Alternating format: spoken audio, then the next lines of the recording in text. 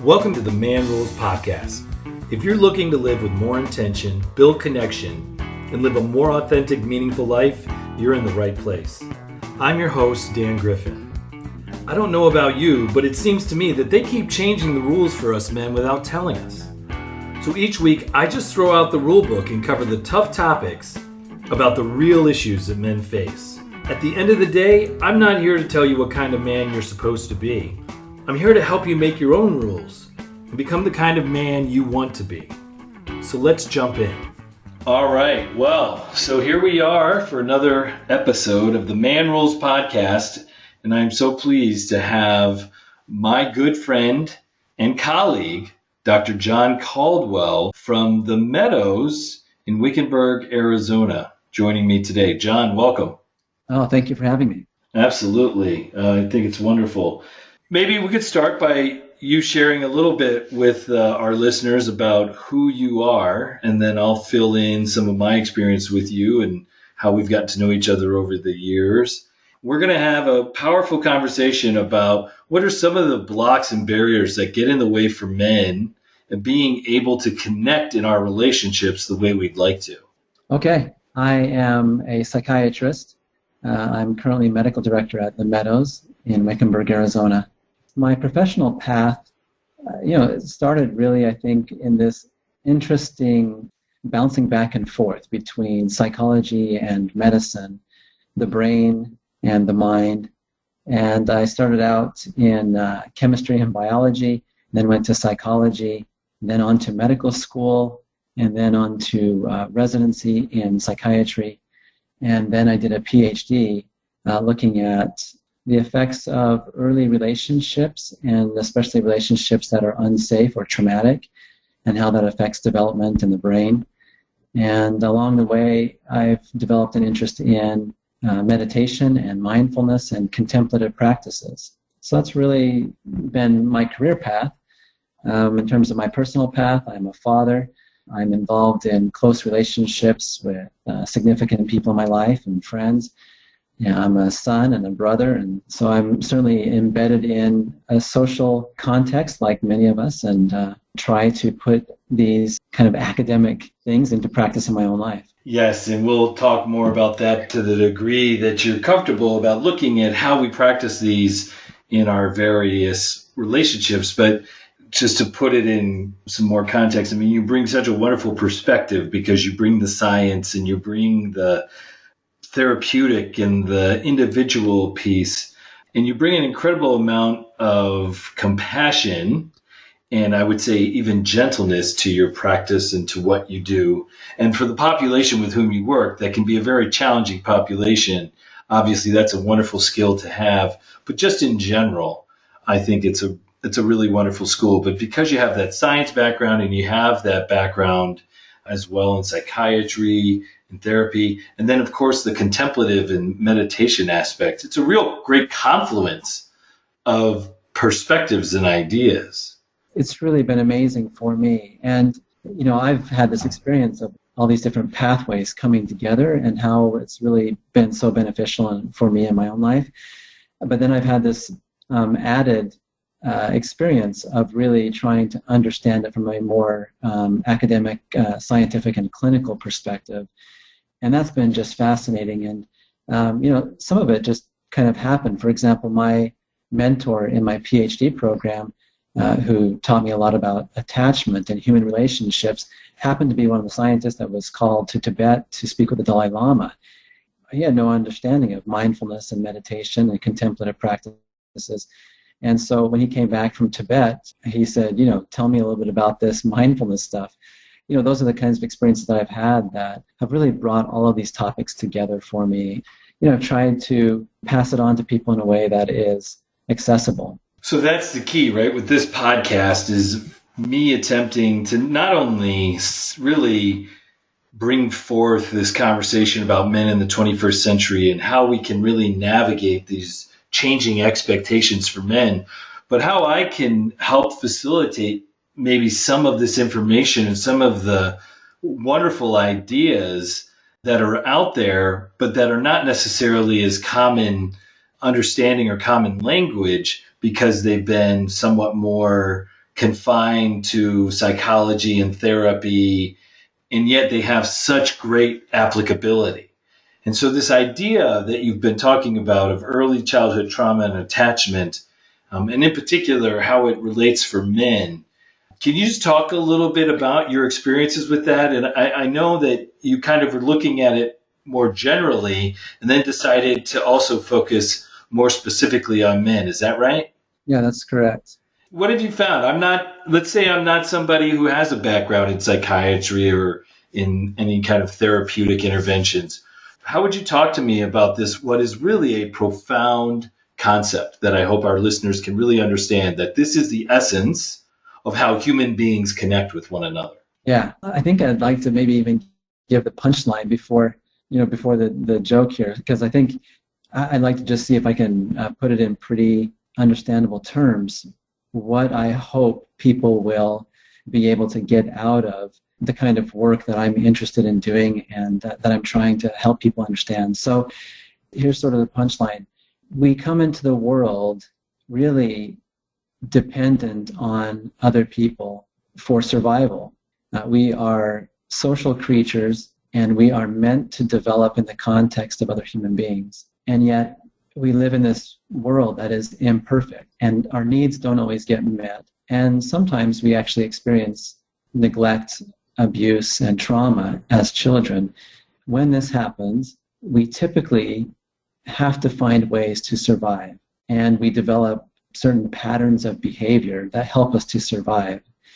Those survival skills are not necessarily meant to be long-term. That's not like self-actualization. These are short-term, quick fixes to survive what's going on in those early years. But we will hold on to them usually for a long, long time and carry them into adulthood.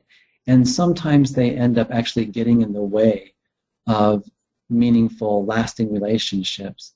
And that stuff from our past can actually come up and cause a lot of reactivity. That's the term I like to use. It can cause reactivity in our day-to-day life, and that will get in the way of us having safe and meaningful relationships with other people, because we'll get triggered based on that old stuff. And so part of what I like to do is help people to deal with those moments when they get triggered out of their past experiences that were maybe less than optimal, so that they can better connect with other people, they can receive love and offer love to others better, and then they can accept themselves more wholly and fully. That's sort of the overview of what I hope people will gain from the kind of work that I like doing with people. Let's say I'm listening to this podcast, and what does it mean to be triggered? How do I know that I'm actually being triggered? Yeah, this is really important. So if you think about it, if there was something that happened in our childhood, like we experienced neglect, abandonment, abuse, we were hurt, we were threatened, we were traumatized, those experiences are critical, especially when we're children, because we rely on other people in order to survive. We can't make it on our own for a long period in our life. We have to have other people. And so when those experiences happen, those social experiences happen, it really goes to the deepest parts of our survival brain. And then what can happen is that later on in life, we might encounter a situation that brings up that old scenario somehow. Maybe we encounter an angry man. Maybe we encounter a woman who is threatening to leave. Maybe we encounter somebody in the workspace who says that they're dissatisfied with something that we've done. Those kinds of experiences would be challenging for anybody, but if they hit on our early template, if they hit on our early experience, then it can be a triggering experience that goes all the way back to that survival brain. And when that gets triggered, our brain has a hard time recognizing that we're an adult and that we have options and that we can make choices. It goes all the way back to that very reactive, emotional survival part of our brain. And it triggers a biological and physiological response around fight, flight, or freeze. We either get very angry and reactive, we get fearful and we want to avoid, numb, check out, escape, or we go into a freeze state, which is usually we're sort of disconnected from what's going on around us. We may look okay on the outside, but we might be feeling very different on the inside. And that sort of a triggering state really takes us out of the present moment and makes us more vulnerable to doing things like using an addictive process or a drug or an alcohol in order to deal with that reactivity that we're feeling, because it's a very uncomfortable feeling, and we'll do just about anything to not feel what we're feeling. And so that's what triggering is. Usually it's a biological, physiological response to something that is connected to our past. That fight, flight, or freeze, that's so important for folks to understand, and I'm sure they've heard it. That is maybe becoming a little bit more part of the vernacular. But, for instance, I'm a reactor. Like I react. I tend to fight. I create fights where there are none. A lot of it has to do with that early template. A lot of it has to do with kind of my hijacked sort of central nervous system, right? And it's really great that you recognize that, because most people have an MO. They have their usual style. Now, we can all do, any of the fight, flight, or freeze, but many of us sort of have a go-to. Mine tends to be freeze, because in my early experience, fighting and fleeing just didn't work because of the situation I was raised in, and I ended up learning that freezing was usually the best option. And so, that's sort of carried forward. The key about this is that we usually, when we're into a triggered reactive mode, we usually don't have a lot of choice. I mean, our body is sort of taking over. Our brain is taking over and saying, we're going to use this old pattern that's worked in the past, even though it may not fit right now. This is what we know. This is what we're going to do. And we have choice, but we have to learn to work with that. And so if you know what your style is, if you know what your usual response pattern is, that's great. And then you can learn to work with that. We're talking about this in a somewhat general way. So help our listeners understand. So let's say, this is called the Man Rules podcast. And you're pretty familiar with the Man Rules and the work that I do, and you know where I come from. And I would make the argument that a lot of the Man Rules in some ways are those survival mechanisms that you're talking about. And so it can be even more complicated. But for a man, talk to him about a man's experience with some of these components that you're talking about, whether it's that early attachment piece or moving into that space of being triggered and understanding what that is. You bet. This is important to point out, because I'll spend a lot of time talking about the caregiving environment, about attachment with our parents. We can have very stressful and difficult experiences outside of that caregiving environment. It can be with our peers at school. It can be in our culture. It can be in our religious experiences. So there are a number of different areas where we might have had very stressful experiences that will continue to affect us throughout our life. And of course, when you talk about school, when you talk about community, when you talk about religion or church, those are all areas that have strong influence from the culture. And of course, the culture, as you speak so well about, is really, just bathed in this issue around gender and around the man rules. And so we can be picking up on some of those experiences. So for example, one of the man rules might be that you can't be weak. You must be strong, that you must be tough, that you can't be a wimp. And if that's the case, if you've got that message very strongly, which I did as a boy, and then you encounter a situation in your adult life, for example, let's say somebody in the workspace, says something to you like, let's say you didn't know something about the sporting event that happened over the weekend, or something happened when you were driving in. Somebody sort of calls you out in front of a group of people and says, "Oh man, I can't believe you didn't stand up to that guy," or "I can't believe you don't know about this sporting event." And you go to a place of feeling, what we say at the Meadows is one down.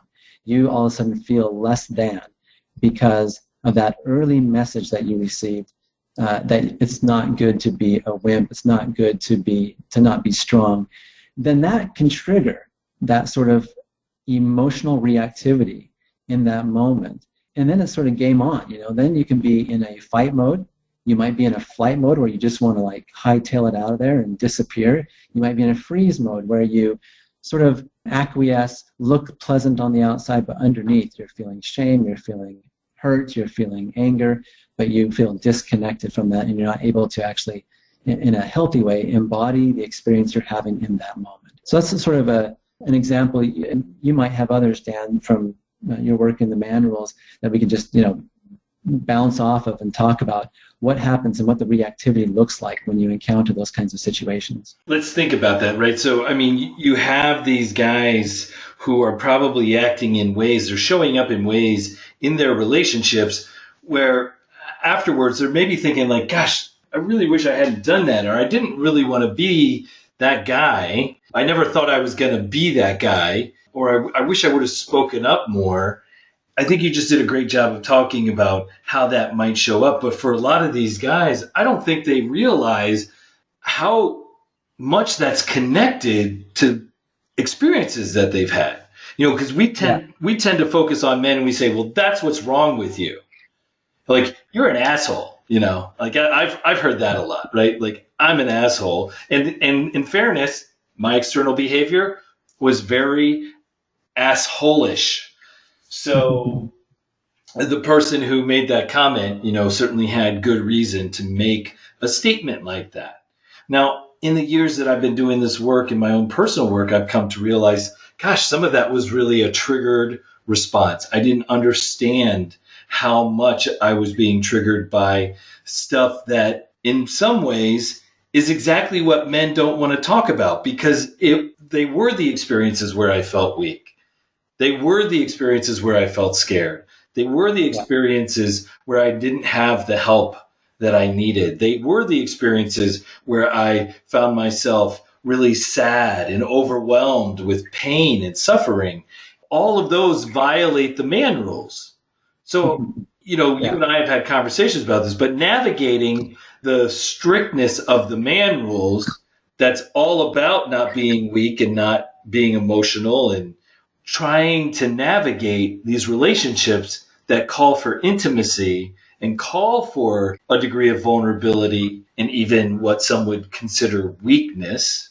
Being able to navigate those with some awareness can be really difficult, because men and women tend to judge our behavior in the moment as being kind of more reflective of who we are, or we might make a statement of like, oh, that's just kind of how I am, and not really understanding the complexity of why I'm showing up in my relationships the way I am. Again, particularly for men, when I just see so many men acting in ways they really don't mean to act in the relationship. Is that fair to say that they don't really mean to be that guy, and yet they show up in a way that's really unhealthy and unfair to the relationship? Yes, I totally agree with that. This will sort of take us into some of the practical things that I think that we can do when we do get the triggering. Let me talk about an example, and then some of the actual tools that people can use in those moments of reactivity. I took a vacation with my family. My teenager told me, "Dad, that's too long to go on vacation. I don't want to be away from my friends for that long." And I didn't listen very well, and I just said, no, it's going to be great. I know better than you. You're going to have a great time. Let's just do this. So we did it. It was a long vacation. And about halfway into it, she was struggling. Our vacation became about where do we find Wi-Fi so that she can text and keep in contact with her friends. And she was missing out on, life moves pretty fast for a teenager. And she really felt like she was out of the loop, and she was pretty grumpy about it. And I started feeling this frustration and anger about her unhappiness and wanting her to be happier on the trip. And at some point, I got frustrated and upset. Fortunately, I was able to step away from that situation and take a moment and try and figure out what was going on. As I started working through the layers, it became really interesting. Here's what I think happens oftentimes. We get frustrated or angry or sad or hurt, like you were just saying, and we sort of stay right there, and we don't drop down through the layers to sort of understand where that's coming from. There's a couple reasons why that creates some challenges. One is that we don't ever make the connection between our past and between some of the deeper issues going on to understand why we're reactive. But another thing that happens is that we become, just like you were saying, we become identified with the reactive person. So we see ourselves as the angry guy, and we sort of say, oh yeah, I guess I'm just the angry guy, or we feel shame about that, and we say, God, what a jerk. I can't believe I showed up like that. I can't believe I yelled. I can't believe I, said that to this person. So we believe that's who we are, and we lose track of a deeper knowing, a deeper sense of who we really are underneath the reactivity. So that's a key element to this process, is not only if we learn to work with that reactive moment, not only do we become more calm, better able to connect with the people that we love, better able to understand what's driving our behavior, better able to respond in a deeper way in those moments, but our own sense of self changes because we're not so identified by that small reactive person, but we're actually in touch with that deeper sense of who we are under the reactivity.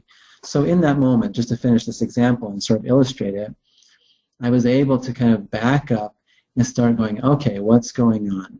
Can I start to recognize the reactivity? That's a key phrase that will be touched on a little bit later, but recognize the reactivity. And then once I start to recognize the reactivity, can I accept it? Can I hold space for it? Can I just be with it without having to fight, flee, or numb out and freeze?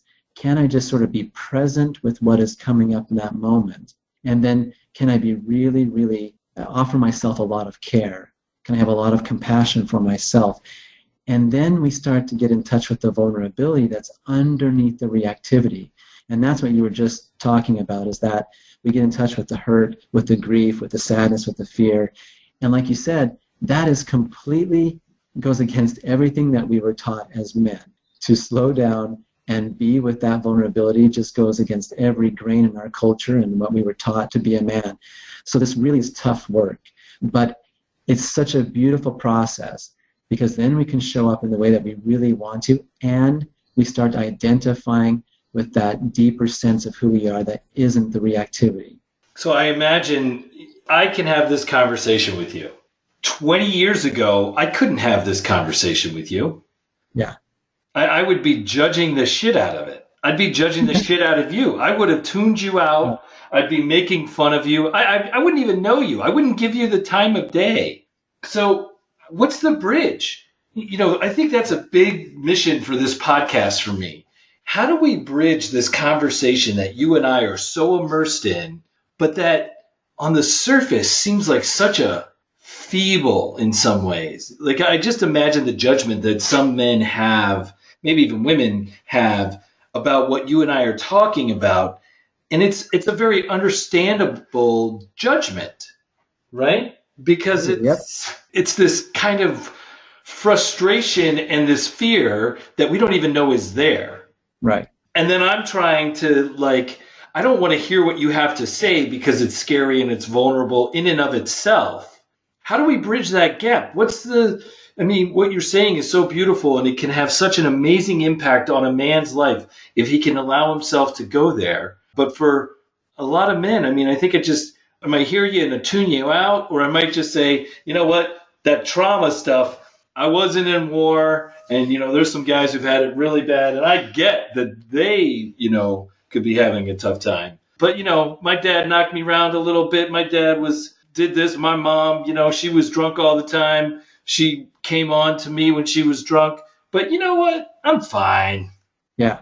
Yeah. My story. I started out maybe 8 years ago trying to find ways to put this material into clinical practice and developed a workshop. And when I started doing the workshop, I said, I think I might be the only guy that can do this work and that's willing to do this work. And I was scared to bring it to men, and I only offered the workshop to women. And it was really through people like you and others who said, no, men need this and they will respond. And I started opening up the workshop, and what I found is that men absolutely need this and they will respond. But you're right. From the cultural training that we've received, the initial response is one of, whoa, that's not me, that's not what I want, I can't do that, that's not what a man does. But here's the thing. What I've noticed with men is that men want connection. Men want relationships that are meaningful. Men want to show up and love. and they want to show up in a way that is in touch with what it is to be a man and to be connected and loving. And so I think there's men out there yearning for this and looking for a pathway to it. That's the first thing. And the second thing is that what I found is that men have the capacity and the ability to do this work if they find safety and security, either in a relationship with a professional or in a group setting. So I think we have to start in places where it feels safe to do this. When I do my workshops, I'm able to create a safe enough environment that men can show up and do this work. And, there's not the giggling and the ridicule and the sideways comments. And what happens is that we start to recognize that it's okay. This is just what it is to be human, and it's not a big deal. And we start to practice in safe environments, and we start to get the hang of it. And then we realize that it's rewarding because we're able to be the people we want to be and have the relationships that we want. So that safety piece is so important, right? I mean, it's so understandable that guys would have reactions that are judgmental about this. It's so understandable that guys would be afraid of this, but not even know that they're afraid of it. It would just be through criticism and rejection, and or just simply saying, like, I don't think that's for me. Yeah. It's a fundamental question, though, right? I mean, if you're listening to this, you probably already have some disposition toward this conversation anyways, right? So, I mean, chances are, if you're listening to this podcast, you're already searching for something. You want to know, how can I be a better man? What do I need to do? And then the question is, how happy are you in the connections you have with the most important relationships in your life? Right. And do you believe that they are as good as they could be? And do you show up as the man you really want to be, and the father you really want to be, and the partner you really want to be? And if not, are you open to a conversation that might help you do that differently? Yes, that's exactly right. I hope to say you're exactly right. And I have men that are ready for that. I just had an email from a man who did the workshop. He came in with a wife and a girlfriend, and he was a mess. He had poor relationships with his adult children. He was retiring and didn't know what to do with his life. He wanted to give back. He wanted to be generous, had all these issues from his past. And he started doing some work, and he started showing up, and he started being willing to do things differently, like you just said. And he just sent me an email about a year and a half after doing this, starting this journey.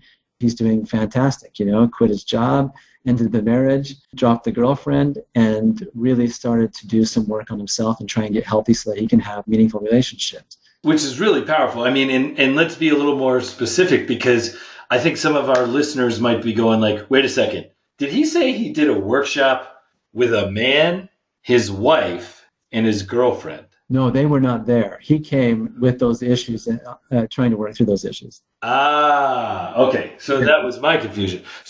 But that's not uncommon, right? I mean, and that is an outgrowth in some ways. I mean, again, this is not about excusing men's behavior, but it is about better understanding it. And as men, we are really poorly socialized around sex and intimacy and how to have healthy sexuality. And really, I think most of the outgrowth of all of our poor sexual behavior is really our lack of real understanding and ability to be in intimacy. The sex is really just a smoke and mirrors in some ways for all of the other challenges that we have. And it's kind of like, things are falling apart in this relationship. I find something else where I can just get laid, or I'll find this and that challenge. And so, you have these men who are coming in and real life is happening to them. They're having an affair. They are about to get fired. They're struggling. So they're at a point of crisis. That's right. But what if I'm not at a point of crisis? What do I do? How do I make changes, or how do I do something when it's like, well, my marriage could be better, but that works good. I got my pickup soccer or basketball league, or we go out, we do this. How do I make movement or hear it if I'm not necessarily in a place that says I have to do this or else? Well, it may be that there are people, again, we're probably going to get an audience that are seekers, that are looking for something, but there may be people who are not necessarily cued in to these kinds of elements in their life, and are happy to move forward with a relatively unexamined life. But many of us, I think, I talk about, I worked on a golf course as a kid, and because, performance and work was really important in my household. So I was out doing work when I was in middle school. So I worked at this golf course, and I would go pick up golf balls in the rough and take them back to the clubhouse. And I'm old enough to know that back in the day, golf balls actually had elastics inside of them. Sometimes this lawnmower would hit the golf ball and break open the shell, and the elastics would be all coming out of the coating of the golf ball. And there's a metaphor here, and that is a lot of us experienced some stuff in childhood in our past. And it's like all that stuff, that stress, that trauma, that neglect is like a big old ball of elastics, and you can't go walking around with this ball of elastics just ready to explode. And so we put a coating on it. We find a way to keep it under wraps, to tightly keep all that stuff safe.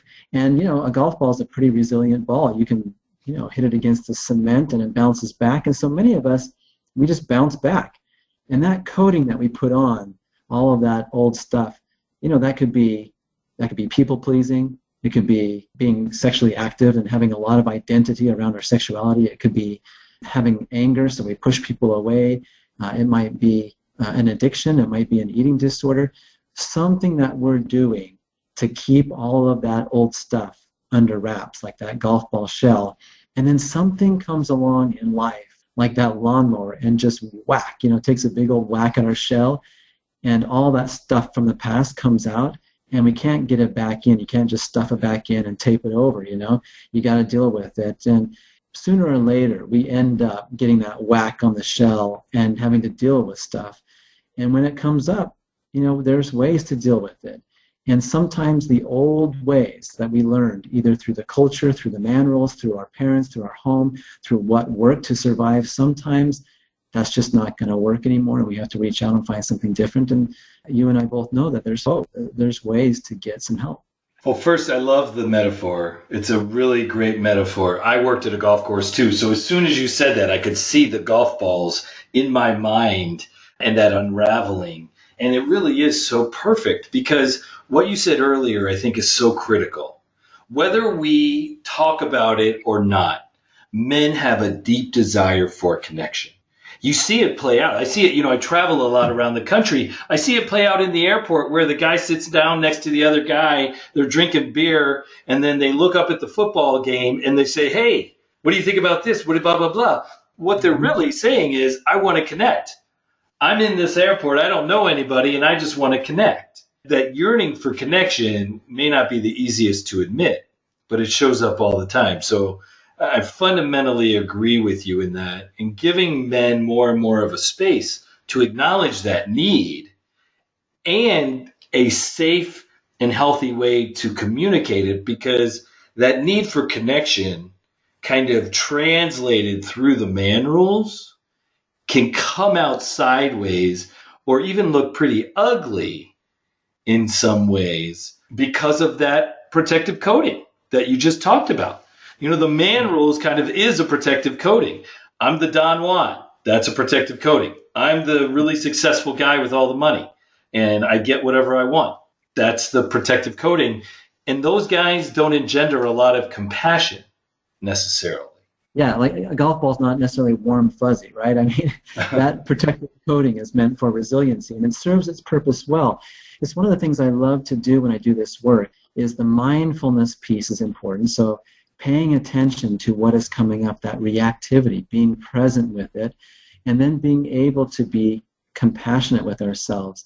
And so when we notice the patterns of reactivity coming up, so when we notice ourselves getting angry, the Buddha said, sometimes what happens in life is that we get an arrow. So an arrow might be, somebody says something to us and we feel angry. But then we oftentimes, the Buddha said, what we do is we add a second arrow and we say, I'm bad because I'm angry, or this shouldn't be happening, or why am I always like this? So we judge our own experience. And he said that creates a lot of suffering. So we can be mindful when we notice that we're being triggered and that the reactivity is there, and we can approach that reactivity with a lot of compassion. So what I like to teach men is, when you notice yourself getting angry, instead of either fueling the anger or having this shame about it and berating ourselves about it, we can bring some compassion and say, okay, there's my old friend anger. It was there for a reason. It helped me to survive. I was taught this by my culture, by the man rules, because it was that protective coding. And now I'm in a place where I can choose to do something different, where I can get under the shell, where I can get under into the vulnerable, the softer middle part, and really, be with that. And so we can have compassion for ourselves when we notice the reactivity, and we can say, this was a survival mechanism. I had to have this in the locker room. I had to have this at my home with my dad. I had to have this in my previous relationship. And now I'm ready to do something else and to drop in and to be a bit more vulnerable with safe people. It's wonderful. I mean, it really is. And, I hope for the men and women listening, they're getting a better sense of, exactly what lies underneath some of these behaviors. And even for these men that haven't necessarily put these pieces together yet, it's beginning to understand, like, maybe that's not who I am. Maybe there's more to it. Maybe there's even more to the anger than I realized. And it's not just about controlling the anger. It's about having more mindfulness around that. I knew that we were going to have a great conversation, Jon. I really hope that there will be an opportunity to do this again. I think we're just scratching the surface. For everyone listening, we're at that point that I like to call the practical and tactical part of this episode. And what that is based on everything we've talked about and based on your work, what would be 3 key takeaways that you would want to offer our listeners today? Like, what are 3 things that they can take away and begin to implement in their lives to begin to impact their ability to connect and create that healthy attachment? Well, the first thing I thought of was what I mentioned earlier, to recognize reactivity. If you're feeling fear, anger, jealousy, anxiety, if you can just even take a single breath. When I first started doing this work 12 years ago, man, it was like 2 weeks after I was reactive, I'd be like, I wonder if there was something going on back then, I mean, I was so disconnected from what was going on in the moment. It took me a long time to be able to recognize that reactivity in the moment. But start to get curious about those times when you find yourself being reactive. My old therapist used to say, if you're reactive more than a 3 on a scale from 1 to 10, with 10 being, off the charts reactive, probably something has triggered you. There's something else going on besides what's happening in that moment. And you need to pay attention to what's driving it underneath. So the first thing is to recognize reactivity. Take a breath, slow it down, be aware of that reactivity. The second step in that process is to allow and accept what is coming up. So just say, look at that. I'm really angry right now. Can I be with it? Can I say yes to my experience in this moment without having to amplify it, change it, drug it, sex it, eat it, whatever we try and do to modify and manage the experience? Just slow down and say, can I allow this to happen in this moment? Not forever, not even all day, but just in this moment, can I say yes to my experience? So the first thing is to recognize reactivity. The second thing is to allow and accept what is coming up. And the third thing is then to offer some self-compassion and self-care. So we have to learn how to take care of ourselves instead of either relying on other people to do it or just not doing it at all. And so the third thing is, how can I take care of myself in this moment? How can I take care of that reactivity? How can I show up and really honor my own experience and be compassionate towards myself and sort of get down to what's really going on? Because usually there's some hurt and there's some pain, and we have to be compassionate with ourselves in order to deal with that hurt and pain. So number 1, recognize reactivity. Number 2, can I be with it? Can I allow and accept what is happening in this moment? Number 3, self-care, self-compassion. That is fantastic. And of course, for men in particular, we're not taught self-care. We're not taught compassion. I mean, self-care, not necessarily in a healthy sense. And compassion for ourselves, I've found, can be really difficult. So those are 3 wonderful practices that, of course, our listeners are not going to do perfectly, but as I always say, it's not about doing it perfectly, it's about doing it consciously. So, Jon, I love what you're saying. I'm sure some of our listeners love what you're saying. If they want to get a hold of you, how can they find you? Yeah, so they can contact me through emails, the best way. I have a website as well. My email is Dr. Jon Caldwell. That's DrJonCaldwell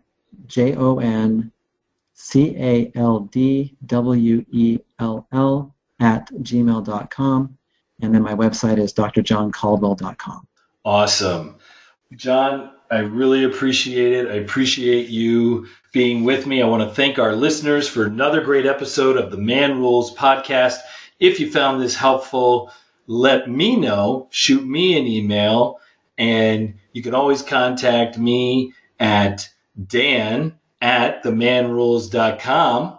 You can also check us out on Facebook, which is @themanrulespodcast, and tweet us at Man Rules Podcast, or even Instagram, Man Rules Podcast. Thanks, everybody, for a wonderful episode. Thank you, Dr. Jon. Have a great week. Thank you, Dan, very much. Thanks for joining us for another episode of the Man Rules Podcast, where we don't let the rules rule us. If you have ideas for guests, topics, or even want to be a guest, send us an email at ideas@themanrules.com. And check out our website and everything we're up to at themanrules.com. The only question we have to ask is what kind of man you want to be, and what's keeping you from being that man.